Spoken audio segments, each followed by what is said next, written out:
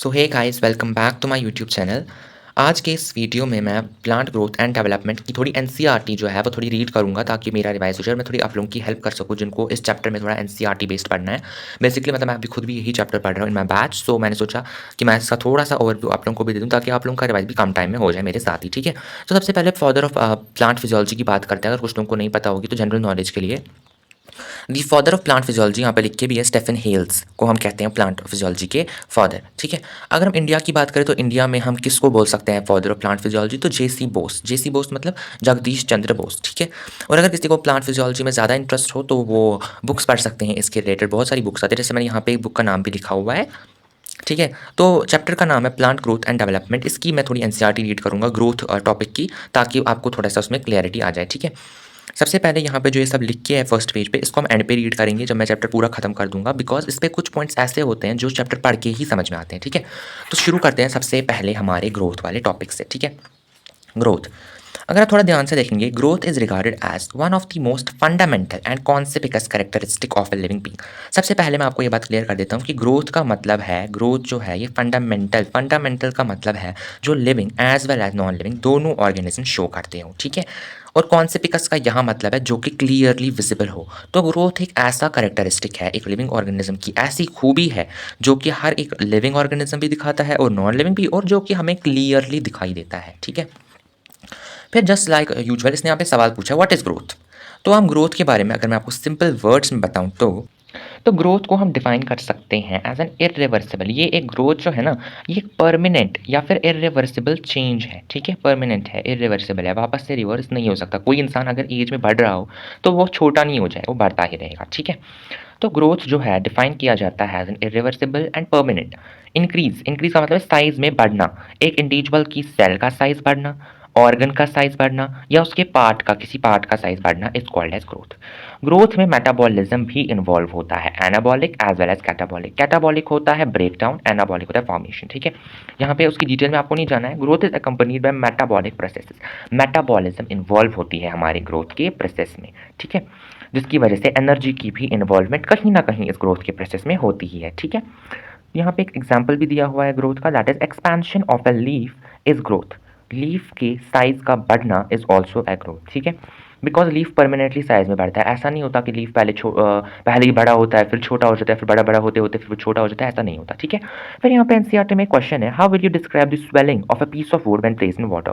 Clearly, अगर मैं एक लकड़ी के टुकड़े को पानी में डाल दूं तो वो पानी एब्जॉर्ब कर लेगा, पानी को एब्जॉर्ब करके वो स्वेलअप हो जाएगा। ठीक है, लेकिन अगर मैंने उसको स्वेलअप होने के बाद धूप में रख दिया तो पानी एवापोरेट हो जाएगा वाटर वेपर की फॉर्म में, तो वो लकड़ी वापस से अपने ओरिजिनल साइज में आ जाएगी। तो इसको तो हम परमानेंट चेंज कह नहीं सकते, देयरफॉर इसको हम ग्रोथ नहीं कहेंगे, हम इसको कहेंगे एक प्रोसेस होता है ये बायोलॉजी में, दैट्स कॉल्ड एज इम्बिबिशन। ठीक है, तो इट्स नॉट साइंटिफिकली इसको हम ग्रोथ नहीं कह सकते हैं। ठीक है, फिर यहाँ पे हमारे पास जो नेक्स्ट चीज़ हमारी आ जाती है वो है सेकंड इसका सब topic. Yes, that is plant growth generally is indeterminate.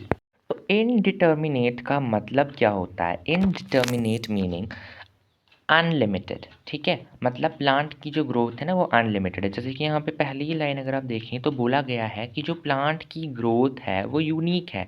It's unique, different, because plants जो हैं वो अनलिमिटेड ग्रोथ करते हैं, उनकी ज़िंदगी में वो ग्रो करते रहते हैं, बड़े होते रहते हैं। ठीक है, इस एबिलिटी को, ये एबिलिटी जो है प्लांट के पास अनलिमिटेड ग्रोथ की, किसकी वजह से?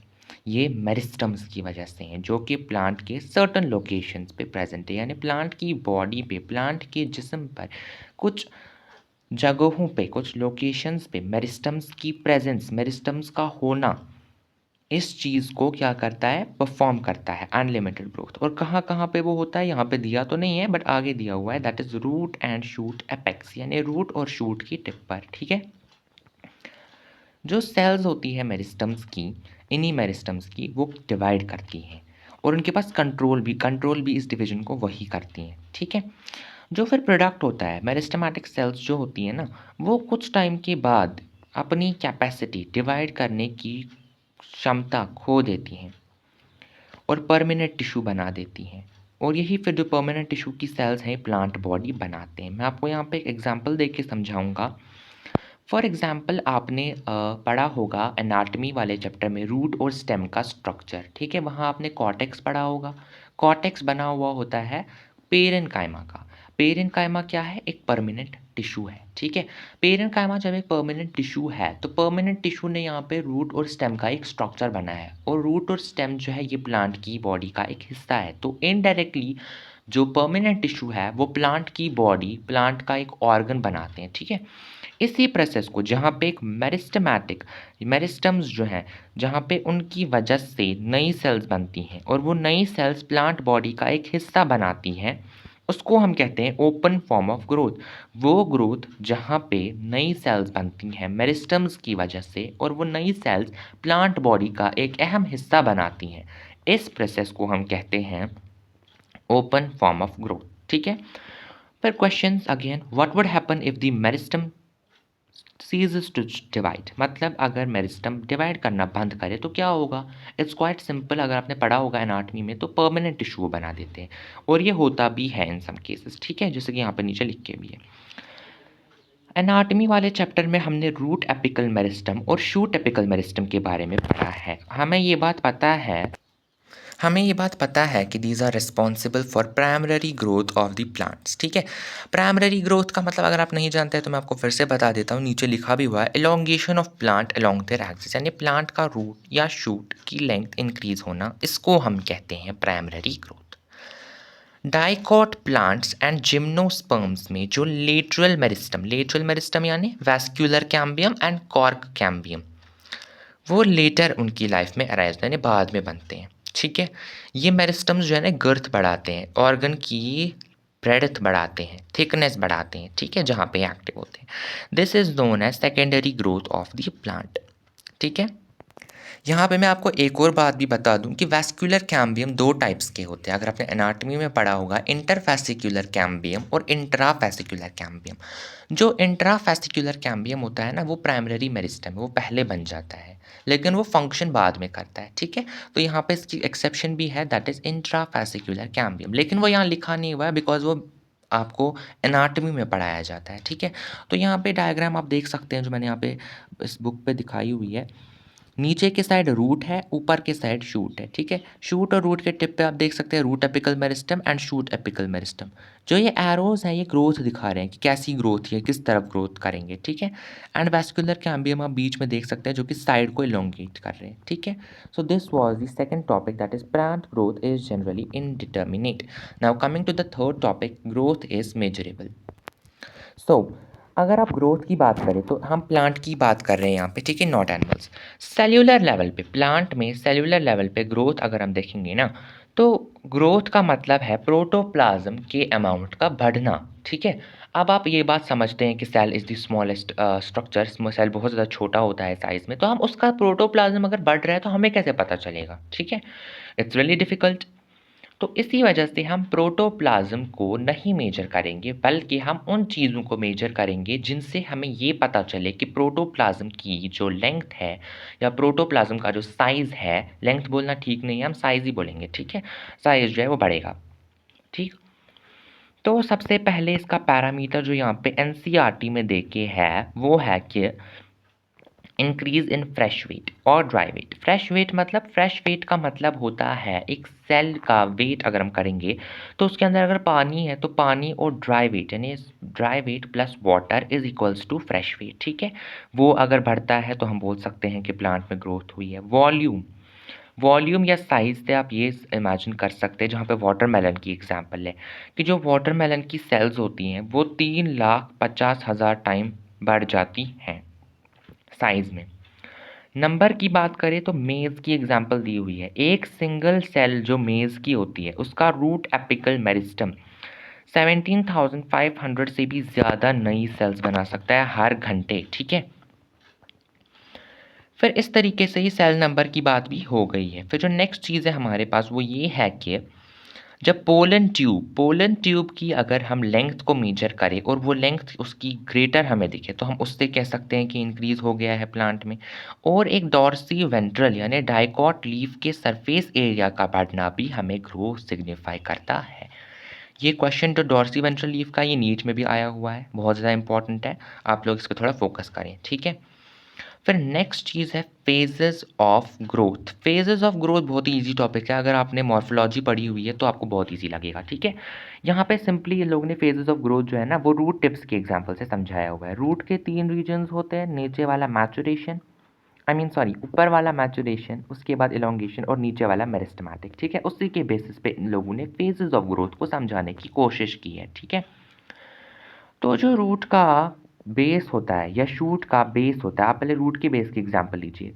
वहाँ पे मेरिस्टेमेटिक सेल्स होती हैं। मेरिस्टेमेटिक सेल्स हमेशा डिवाइड करती रहती हैं एज आई टोल्ड, ठीक है।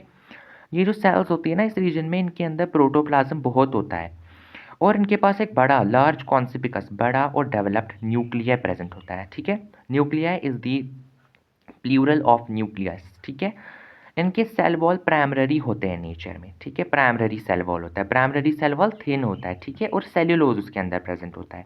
और यहाँ पे एक इम्पॉर्टेंट पॉइंट भी है कि जो मेरिस्टेमेटिक जोन होता है एक रूट के अंदर, वहाँ पे प्लाज्मोडेस्मेटल कनेक्शंस पाए जाते हैं, वो भी बहुत सारे, ठीक है।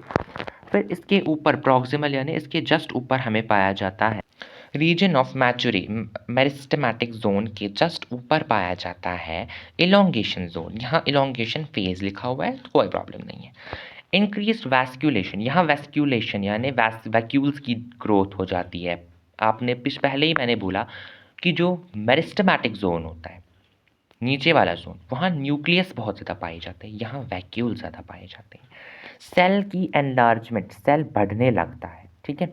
न्यू सेल वॉल डिपोजिशन मतलब सेल्यूलोज की डिपोजिशन हो जाती है, ठीक है, इस फेज में। इसके जस्ट ऊपर हमें पाया जाता है फेज ऑफ मैच्यूरेशन। इस सेल की जोन अपने मैक्सिमम साइज पे होती है, ठीक है।